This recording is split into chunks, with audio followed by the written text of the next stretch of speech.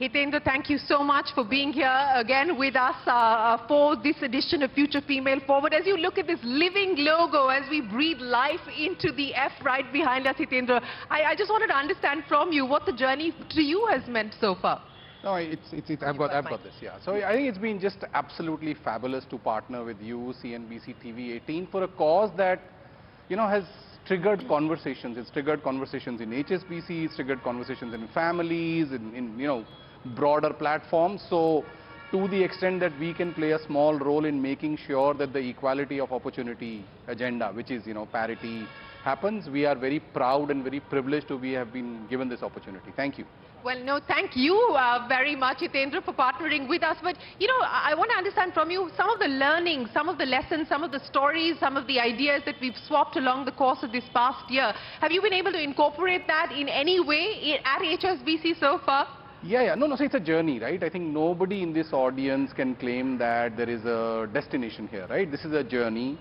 What's really helped at HSBC, our partnership here, the visible partnership here, I think there is a lot more open conversation taking place, right? There's a lot of things that unconscious biases that we didn't want to accept, a lot of the fact that, statistics don't lie, facts are facts, there is lack of parity, there is lack of representation. So the number one benefit has been open conversations.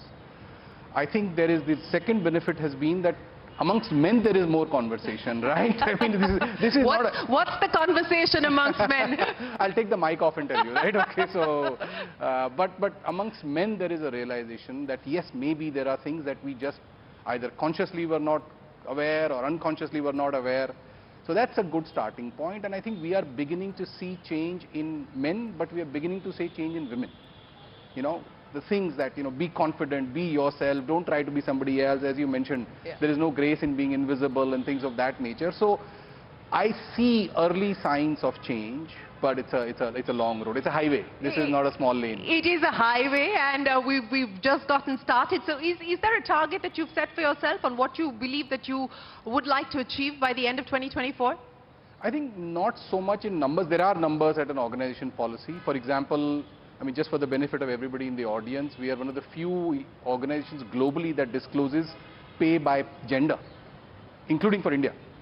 Okay, so that data then helps us have conversations internally, and plus it also brings out transparency, which is very important in this agenda, I think, and it also conveys a degree of seriousness, right? But otherwise, I think the processes we have for recruitment, for promotion, for year-end evaluations and all those things, there is a fairness angle reviewed, and that includes review by people with, like for example, our interview list now have to have a certain number of women, the interview panel has to have a certain number of women, and the outcomes, if they are consistently going one way, either way, there is a review. So like I said, the conversations have been very, very helpful. As an organization, we can see the early benefits of genuinely actually having a more diversified input. I think when we met last year, we had said that yes, this is a good social thing to do, but it is a great thing to do for an organization because you do get the benefits of better insights. Our customers are 50-50. Yeah. Right? Our customers are 50-50. So if we get 50-50 in us, eventually, then we will hopefully do better justice to the market as well. So it's a good to do, but it's a good, and it's a win-win, let's call it like that. Absolutely. It makes, it's the right business thing to do as well. So 50-50 by when? Don't put me in a spot. I am going to put you on the spot. No. I think we don't want to. We will have 100% equality of opportunity. Okay. In that, if it's 100% women, it will be 100% women. Yeah. But it will never be 100% men because that doesn't seem right given the history and the background. The number one thing we are focusing right now is on equality of opportunity. There will not be any woman applicant, promotion situation, transfer situation where there will be biases which get away without any explanation or repercussion. So that's, I think we are focusing on equality of opportunity.